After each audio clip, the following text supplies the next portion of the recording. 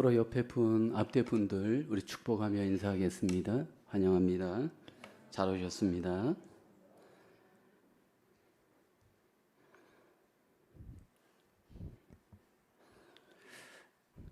우리가 잘 보는 한국의 TV 예능 중에 세상에 나쁜 개는 없다라고 하는 프로그램이 있습니다. 그 프로그램을 보면 가정에서 개를 키우시는 분들, 반려견을 키우시는 분들이 문제 있는 개를 유명한 조련사에게 맡겨서 문제를 해결해가는 과정이 우리에게 방영되는 내용입니다. 문제 있는 개들의 모습을 보게 되면 주인의 말도 복종하지 않고 누구에게도 복종하지 않다가 이 조련사가 와서 훈련을 하게 되어지면 그 개가 정말 복종하는 개로 변하는 모습을 보게 되어집니다. 어떤 강아지들은 눈에 보이는 것이면 다 물어뜯고 공격하고 심지어는 아기도 공격하고 굉장히 싸납고 무서운 모습이었습니다. 그런데 조련사가 딱 훈련을 하게 되면 모든 것들이 질서 있게 말 한마디로 모든 행동들이 아주 안정적으로 변하는 그런 모습을 보면서 굉장히 놀랐습니다. 여러분, 훈련되지 않은 개는 복종하지 않습니다. 근데 잘 훈련된 개는 복종합니다. 훈련된 개는 그 모든 복종을 통해서 결국 가정 속에 기쁨이 되고 자기도 사랑을 받는 그런 개로 변하는 것을 보게 되어집니다. 여러분, 사람도 그렇습니다. 잘 훈련된 사람의 특징이 있습니다. 잘 훈련된 사람은 복종할 수 있습니다.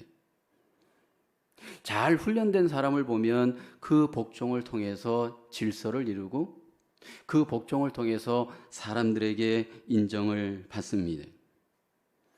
여러분, 복종이 있는 곳에 관계가 세워지고 복종이 있는 곳에 질서가 세워집니다. 모든 그리스도인들이 다 복종하지는 못합니다. 왜냐하면 훈련되지 못하였기 때문입니다. 잘 훈련된 그리스도인들은 분명히 복종할 수 있습니다.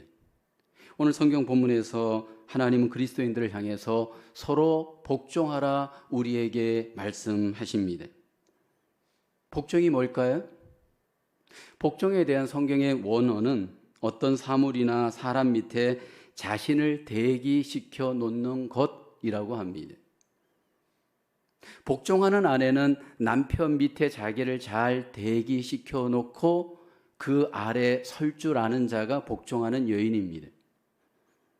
복종하는 어린아이는 부모 밑에 자기를 잘 대기시켜 놓고 그 부모를 인정할 줄 아는 자입니다. 그런데 우리의 본성은 누군가 위에 내가 서 있으려고 하고 누군가 밑에 나를 두는 행위가 부담이 됩니다.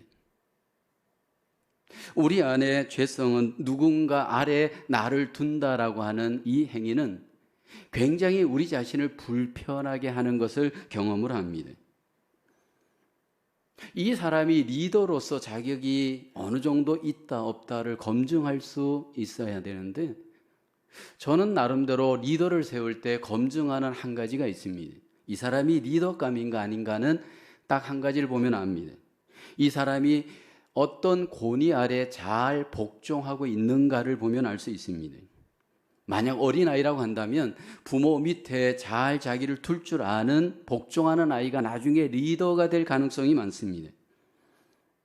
하나님 앞에 신앙생활 하면서 내가 누군가의 권위 아래 나를 잘 둘 줄 아는 사람을 보면 이 사람은 분명히 남을 잘 리드할 수 있는 가능성이 많습니다. 그리스도인은 두 가지의 관계에서 복종이 필요합니다. 먼저는 주님과의 관계에서 복종해야 됩니다.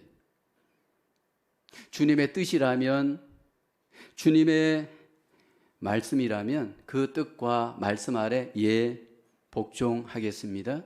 우리는 주님께 먼저 복종할 수 있어야 됩니다. 때론 나의 뜻과 맞지 않고 나의 생각과 좀 다를 때에 그럼에도 불구하고 주님의 뜻이기에, 주님의 말씀이기에 네, 복종하겠습니다. 그것이 하나님께서 그리스도인들에게 원하시는 복종의 질서입니다. 또 그리스도인들 서로에게도 복종할 수 있어야 됩니다. 오늘 본문에는 피차에 복종하십시오 말씀을 합니다. 교회는 내가 잘났다고 내 마음대로 생활하고 관계하고 사역하는 곳이 아닙니다. 교회는 피차에 복종하면서 복종의 공동체로 하나님은 세워지기를 기뻐하십니다. 야생마와 같이 내 기분, 내 생각, 내 감정으로 그냥 내 방향으로 내 속도를 내는 것이 교회가 아닙니다. 주님이 기뻐하시는 뜻을 따라 주님의 방향으로 주님의 속도로 우리가 함께 복종하는 공동체가 바로 교회입니다. 그래서 에베소서에서는 1장부터 쭉 여러 가지 이론적 하나님의 뜻 말씀하시고 이제 뒤에 후반부에 와서 적용과 관련한 말씀을 하면서 강조하는 말씀의 핵심은 복종, 복종, 복종입니다. 21절, 22절, 24절. 오늘 에베소서에서 우리에게 복종하라 주님은 말씀을 하십니다. 가정에서도 일터에서도 교회에서도 주님께서는 우리에게 복종할 것을 말씀하십니다. 21세기를 살아가는 우리에게 가장 불편한 단어 복종입니다. 복종하지 않는 분들은 내 마음대로 할 거야, 내 뜻대로 할 거야, 내 생각대로 할 거야, 내 자유한 대로 할 거야에 익숙해 있습니다. 근데 주님께서는 우리를 향해서 서로 복종하라 말씀을 하십니다. 왜 우리는 서로 복종해야 할까요? 어떻게 우리는 서로 복종할 수 있을까요? 복종할 때 우리에게 오는 결과는 뭘까요? 첫째는 서로 그리스도를 경외함으로 복종해야 합니다. 첫째 에베소서 5장 21절에 말씀하죠. 그리스도를 경외함으로 피차 복종하라. 왜 복종해야 하는가? 복종의 이유, 복종의 동기를 말씀을 하십니다. 그리스도를 경외함으로 그리스도인들은 복종해야 합니다. 내가 예수님을 사랑합니다. 내가 예수님을 경외합니다. 내가 예수님을 믿습니다. 우리는 말로 고백할 겁니다. 그 진정성이 무언가? 정말 진정으로 예수님을 경외하는가? 그렇다면 예수님의 그 경외함대로 우리는 그 경외심을 갖고 피차에 복종해야 됩니다. 그리스도를 경외한다라는 이 의미는 무엇일까요? 그리스도인은 누구나 그리스도를 경외합니다. 그리스도를 경외한다 이 의미는 그리스도의 주권을 인정한다 의미입니다. 예수님의 주권을 인정한다라는 것은 두 가지 측면에서 우리에게 필요합니다. 예수님이 우리의 구주 되심을 우리는 믿음으로 인정해야 합니다. 예수님이 우리의 구주 되심을 마음에 믿을 때 하나님은 그 믿음으로 경외심으로 인정하는 그 사람을 구원합니다. 우리의 공로, 우리의 노력, 우리의 의의가 아니고 예수님을 나의 구원주로 믿습니다 라고 하는 그 믿음의 복종이 있을 때 하나님은 그 믿음의 복종을 의롭게 여기시고 그 사람에게 구원의 선물을 베푸십니다.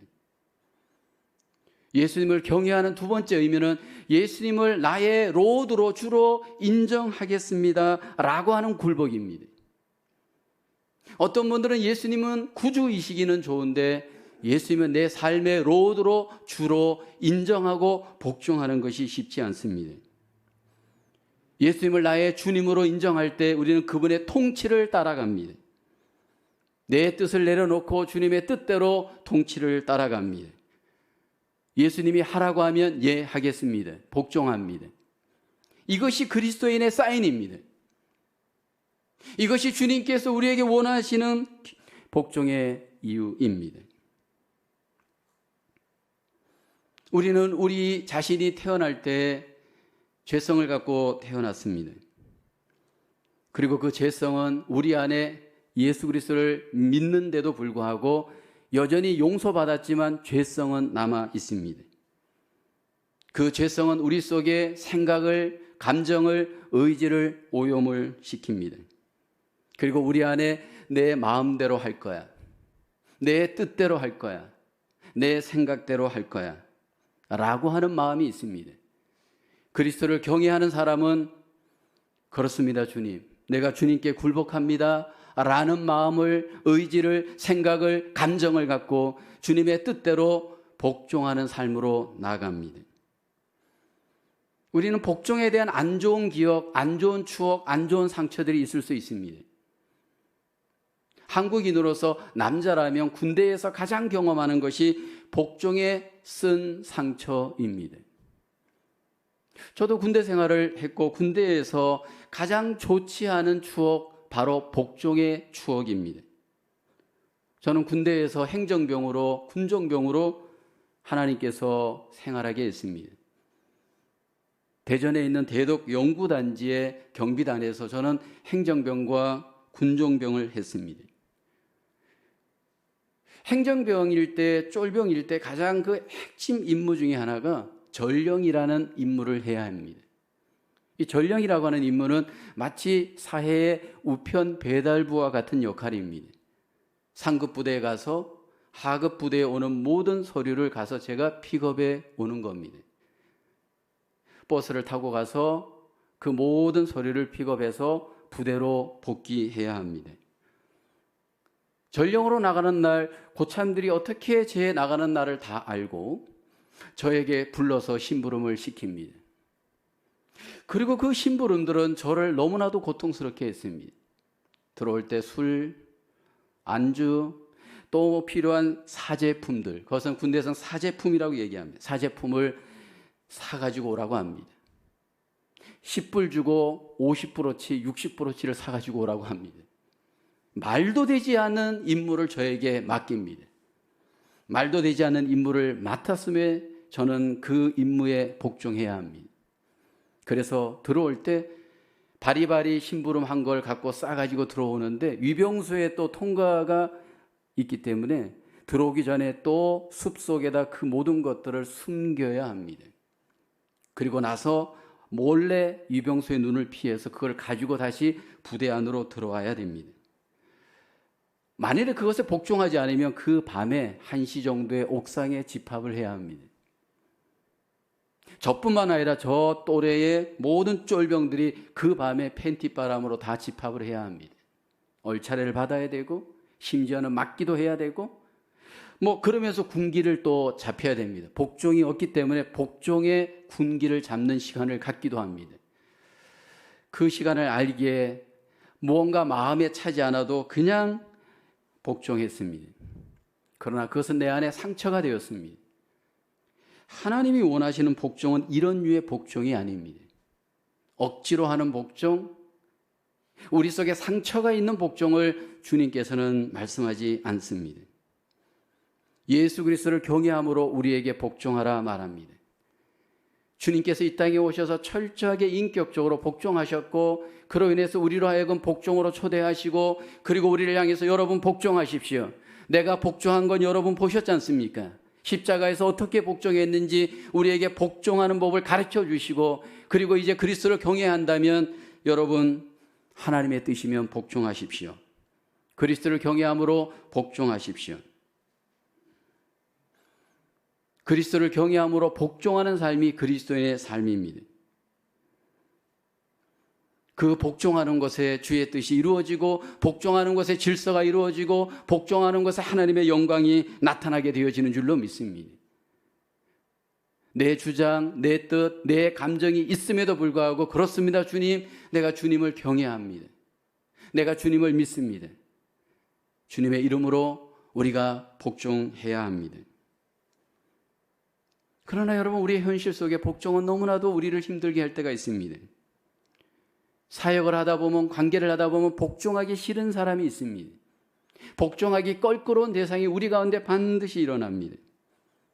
목회자로서 목회를 하다 보면 목회 현장에서 복종의 문제가 교회 속에 문제가 되어지는 예들을 얼마나 많이 경험하는지 모릅니다. 한 번은 교회에서 권사 임직식이 있었습니다. 이제 집사님들을 추천해서 권사 임직을 받게 하는 겁니다. 우리 교회와 똑같이 집사님들 중에 기준을 살피고 추천을 해서 3분의 2 표가 나오는 분들을 권사로 임직하였습니다. 그런데 문제는 집사님들이 권사로 임직을 받을 때 같은 집사님으로서 서로를 비교하는 겁니다. 그런데 한 분 집사님이 교회 속에 오래 출석하셨고 너무 교회 속에 충성하셨고 하나님 앞에 권사가 되기에 너무 넉넉한 조건이었습니다. 기준이었습니다. 그런데 그분이 생각하는 아무개 집사는 날라리였습니다. 그분이 보기에 예배도 제대로 안 드리고 봉사도 제대로 못하고 인격적으로도 흠이 많고 무언가 자기가 보기에는 아니다 생각했습니다. 근데 뚜껑을 딱 열었습니다. 투표를 했습니다. 자기가 나름대로 잘했다고 생각하는 집사님은 한 표 차로 권사가 되었고 자기가 아니다라고 생각하는 그 집사님은 오히려 자기보다도 더 표를 많이 얻고 권사가 되었습니다. 이제 권사가 되어서 일을 해가는데 이 표를 덜 얻은 권사님, 표를 더 얻고 사람들에게 더 인정을 받고 이제 권사회를 끌어가고 교회 사역을 앞장서서 해가시는 그 권사님, 그 마음속에 인정이 안 되었습니다. 왜요?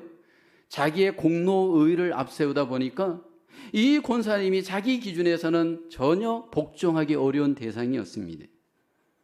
그로 인해서 서로의 관계가 너무나도 상한 관계가 되었습니다. 그 권사님이 보기에 이 투표는 공정하지 못하다 생각한 겁니다. 이 선택은 사람들이 삐뚤어진 선택을 한 것이다 판단을 한 겁니다. 왜요?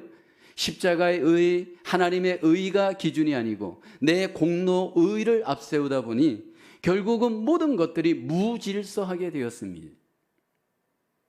여러분, 내 공로의를 앞세우다 보면 우리는 모든 것들이 공정하지 않게 보일 수 있는 위험이 많습니다.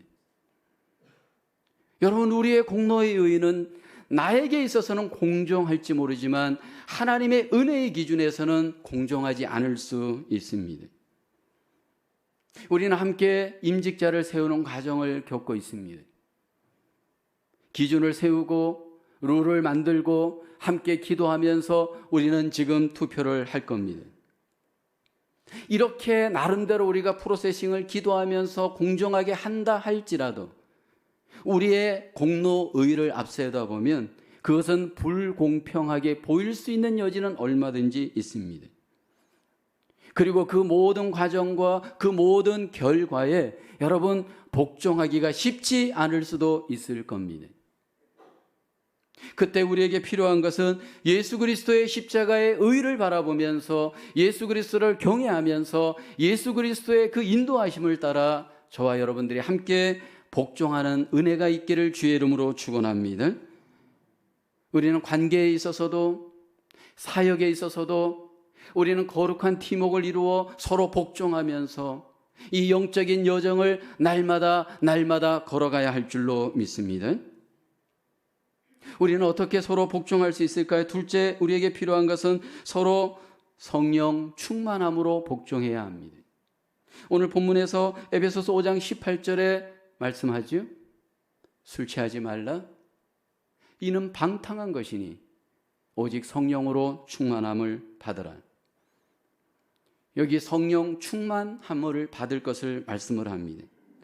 여러분, 성령님이 충만한 그 상태는 성령님으로 말미암아 내가 완전히 포로가 되어서 성령님께 통치가 되어지는 상태가 성령 충만한 상태입니다. 오늘의 의미를 보면 무엇이 마음을 사로잡을 때라고 충만이라는 단어는 사용되어집니다. 여러분, 무엇에 사로잡혀 본 경험이 있습니까? 내 마음이 무언가에 충만하게 사로잡힌 경험이 우리들에게 있는지요? 오늘 이 성령 충만함이 성령에 의해서 사로잡힌 바 되어지는 것을 강조하는데 그 상태는 마치 술 취함의 상태와 유사합니다. 저는 기본적으로 저희 집이 술을 좋아하지 않고 저는 술을 마신 적이 거의 한두 번밖에 없는 것 같습니다. 군대에서 할 수 없이 마신 적이 있고 거의 술을 마신 적이 없는데 근데 술 취한 분들의 그 이야기는 들어봅니다. 여러분, 술 취한 분들의 경험 이야기를 들어보면 술 취한 사람은 술 기운에 의해서 지배를 받습니다. 술에 취하다 보면 그 술 취함으로 말하기 시작을 합니다. 술 주사가 있는 분들을 보면 술에 취해서 했던 말 또 하고 또 하고 또 합니다. 술 취한 분들의 특징을 보면 내 몸을 내가 가늠하지 못하고 술 기운에 의해서 여러분 결국 왔다 갔다 뒤퉁뒤퉁 걷기도 합니다. 왜요? 술 기운에 의해서 내 몸도 내 마음도 내 말도 지배를 받기 때문입니다. 성령께서 우리를 지배하여서 우리를 포로로 삼게 되어질 때 여러분 성령께서 우리를 그렇게 전인격적으로 사용하고 지배하기 시작합니다. 그것이 바로 성령 충만한 상태입니다. 오해하지 말아야 될 것은 많은 분들은 성령 충만이 마치 이상한 표적으로 나타날 것으로 오해합니다.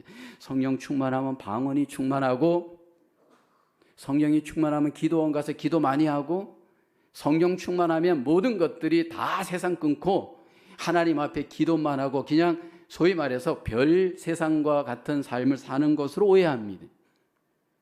그렇지 않습니다. 과연 이 사람이 성령 충만한가 아닌가를 알 수 있는 몇 가지 징조가 있습니다. 우선 첫째로 성령이 충만하게 되면 찬송이 충만합니다.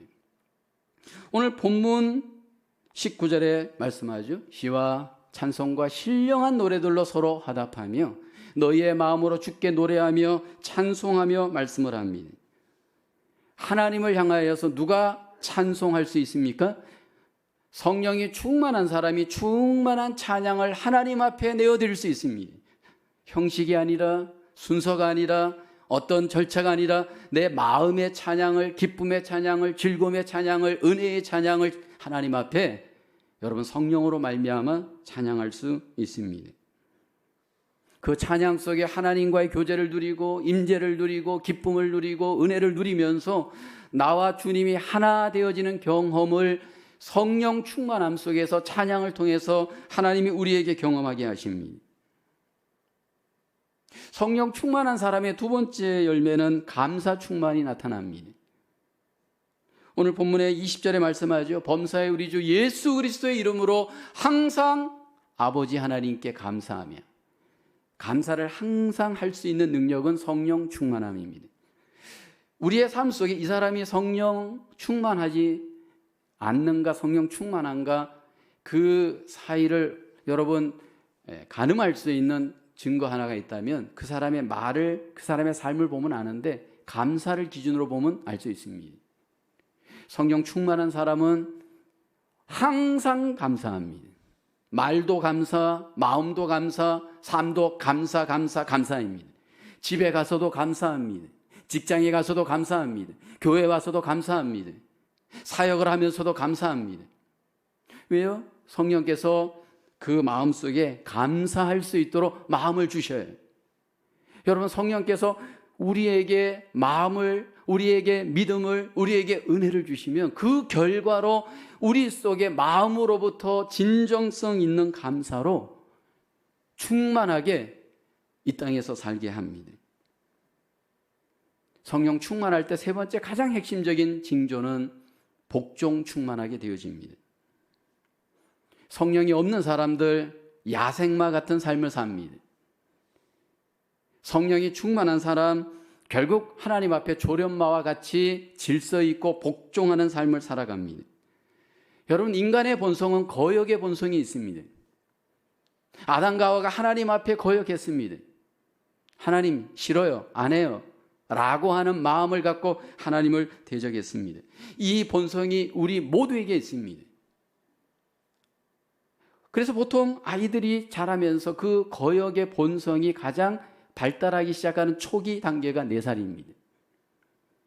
4살 정도 아이가 되어지면서 그 속에 거역의 본성이 이제 씨가 자라 의지가 생기기 시작하면서 이렇게 부모에게 말합니다. 내가 할 거야. 내가 할 거야. 아빠, 엄마가 개입하지 못하게 합니다. 누가 나를 개입하지 못하게 합니다. 내가 할 거야. 내가 할 거야. 거역의 본능으로 관계하기 시작하고 내가 모든 것들을 컨트롤하려고 합니다. 문제는 이제 사춘기가 되어지면 이 거역의 본성은 더 견고해집니다. 그러면서 권위자에 대해서 사춘기가 되어지면 부정합니다. 엄마, 아빠의 권위를 거역합니다. 선생님의 권위를 거역합니다. 모든 관계에 있어서 이제 모든 관계에 내가 주도권을 잡고 행사하려고 합니다. 그러면서 그 거역의 본능은 발달하기 시작을 합니다. 근데 이때 그래 너 마음대로 해, 너 기준대로 해 라고 내버려 두게 될 때, 내 살 때 그것을 그냥 내버려 두게 하면 얘는 자기중심적인 복종할 줄 모르는 아이로 자라기 시작을 합니다. 사춘기 때 이 아이들을 그냥 내버려 두고 그냥 방치해 둘 때 이 아이는 나중에 권위 아래 들어가는 삶이 너무너무 힘이 듭니다. 문제는 어른이 되었을 때입니다. 누가 어른 속에 개입할 수 없습니다. 성인이 되었을 때 이미 그 복종할 줄 모르는 의지가 자란 사람에게 누가 개입해서 그 사람을 복종하는 삶으로 바꿀 수 있는가? 이 세상의 방법은 없습니다. 교육도 불가능합니다.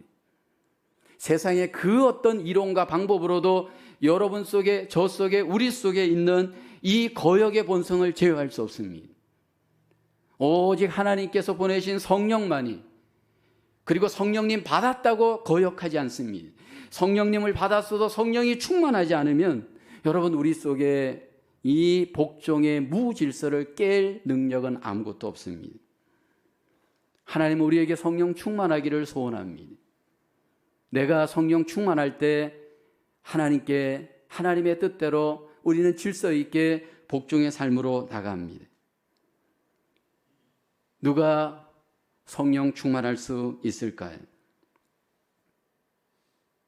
여러분, 우리가 기억해야 될 것은 이 성령 충만을 하나님은 모든 그리스도인들을 향해서 여기 보면 받으라 말씀을 합니다. 명령입니다. 선택이 아니고 하나님은 받아야 한다, 우리에게 명령으로 말씀을 합니다.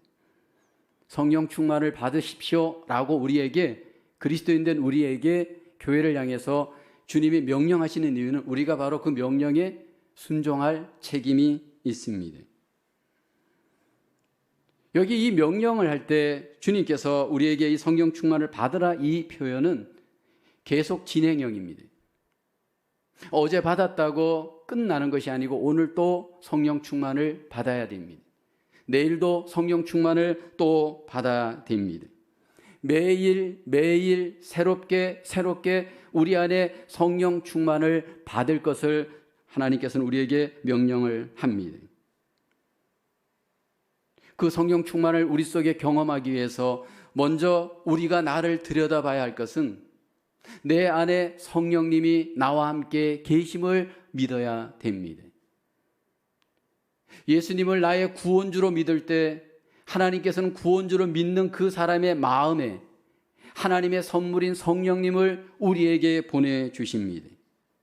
고린도전서 3장 16절에 말씀을 합니다. 함께 고백하겠습니다. 너희는 너희가 하나님의 성전인 것과 하나님의 성령이 너희 안에 계시는 것을 알지 못하느냐. 너희 안에, 우리 안에, 내 안에 계시다 말씀을 합니다. 여기 아니다라고 하는 것은 마음을 의미합니다. 하나님께서 우리 마음 안에 하나님의 성령님을 보내주셨습니다. 근데 그 성령님이 우리 안에 들어왔다고 우리가 성령 안에서 복종하지 않습니다. 성령님이 우리 안에 들어왔어도 성령님이 우리 안에 우리를 지배할 수 있도록 충만해야 한다 말씀을 합니다. 그래야 우리는 복종할 수 있습니다. 정말일까요? 성령이 충만하면 우리가 복종할 수 있는 삶이 가능할까요? 성경의 사도행전 2장과 4장에 보면 불신자들이 성령으로 하나님의 자녀가 되고 성령 안에서 그들이 놀라운 충만함을 경험하게 되어집니다. 여러분, 충만함을 경험하면서 놀라운 일들이 막 벌어지잖아요. 어떻게 그들은 성령의 충만함을 경험하였을까요?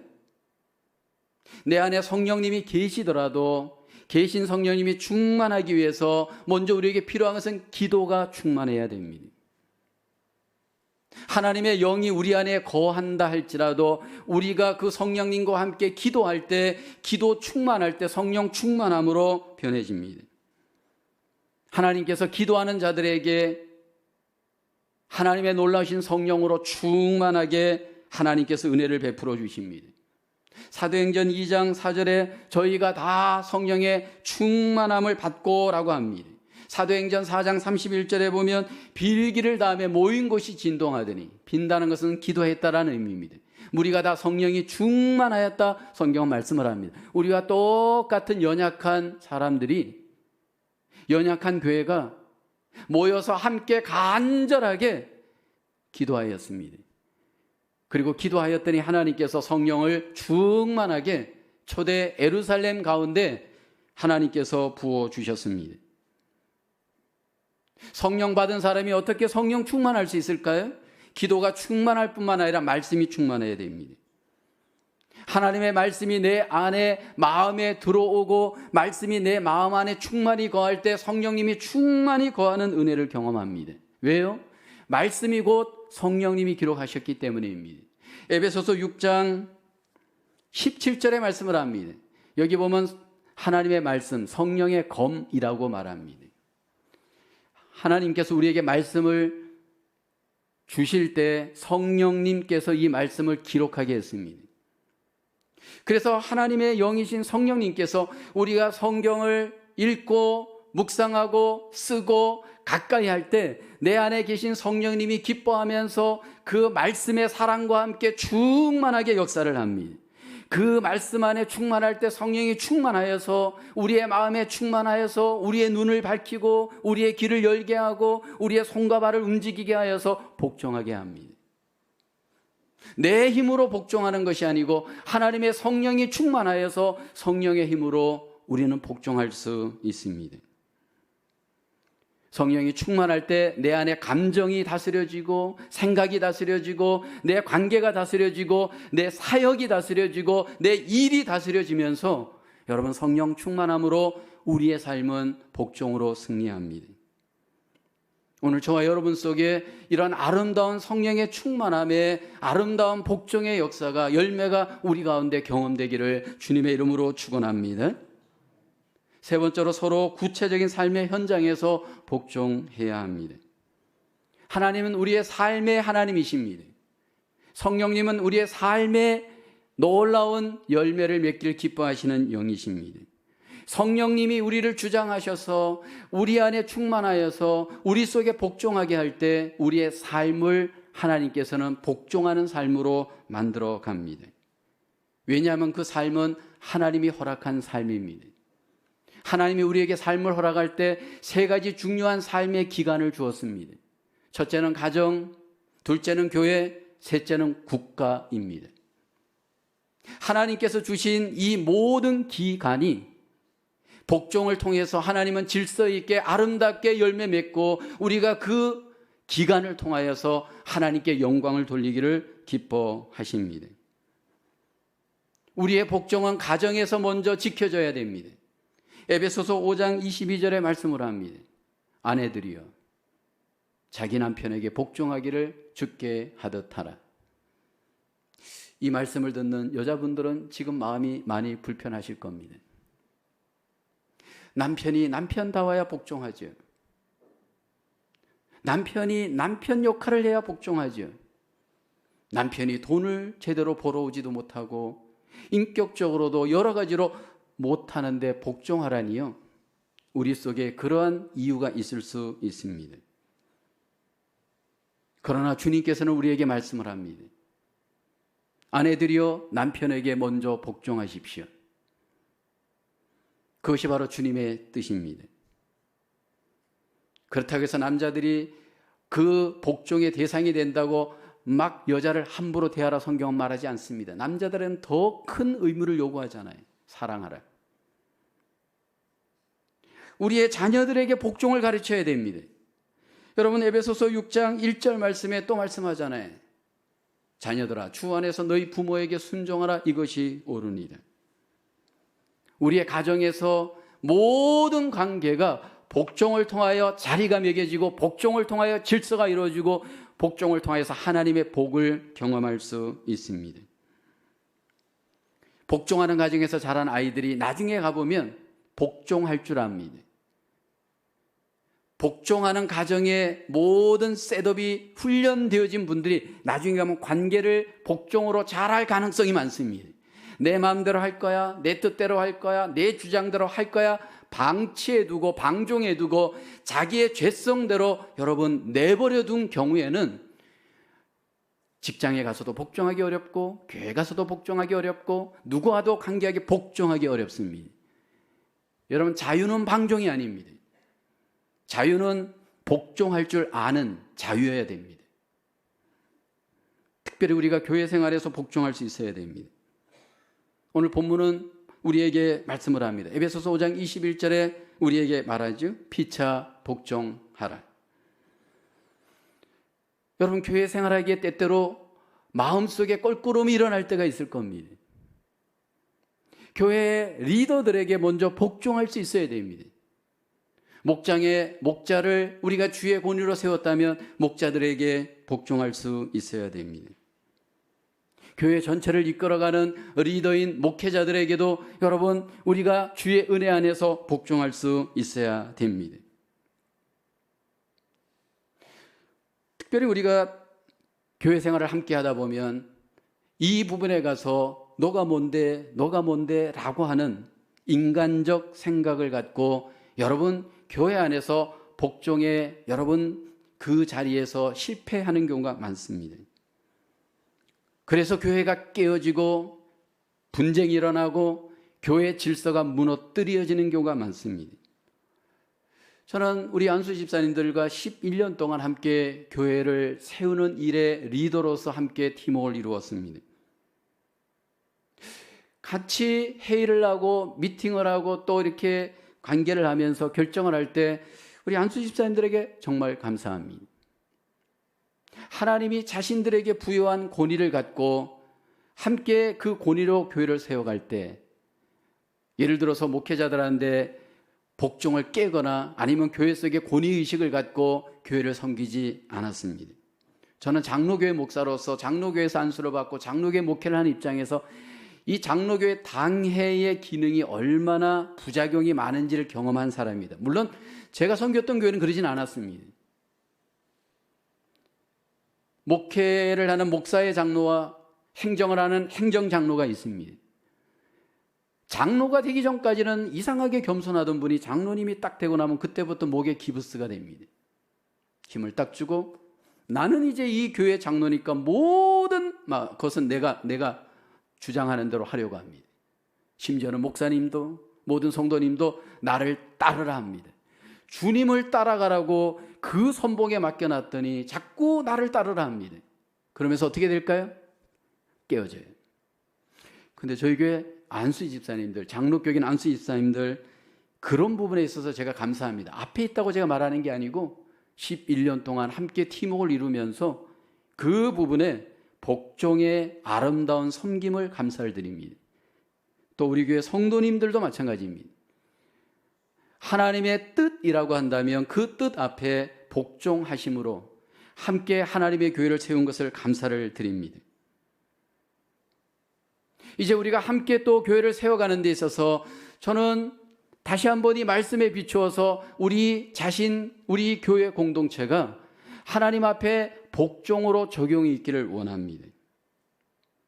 예를 들어서 하나님이 세운 리더들이 하나님의 뜻대로 말을 한다면 그 하나님의 뜻에 합당하다면 우리는 복종할 수 있어야 합니다. 제자 훈련합시다 라고 할 때 왜 해요 하지 않고 복종해 주심을 감사합니다. 기도합시다 라고 할 때 왜 기도해야 하지 않고 여러분 주의 뜻이니까 기도하는 것에 감사를 드립니다.